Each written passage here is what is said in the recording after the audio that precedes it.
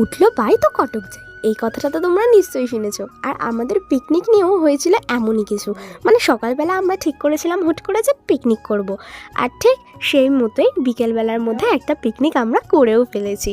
তোমাদের সাথে পিকনিকের সব ডিটেলস তো শেয়ার করা হয়নি, আজ শেয়ার করব। 31শে ডিসেম্বর আমরা ছোটোখাটো একটা পিকনিক করেছিলাম, আর যে পিকনিকের মেনু ছিল ভাত, চিকেন, চাটনি। এই ভাত চিকেন আমরা কিন্তু বাড়িতেও সবাই খাই এখন, কিন্তু একটা পিকনিকে সবাই মিলে আনন্দ করে রান্না করে খাওয়ার মজাটাই যেন আলাদা।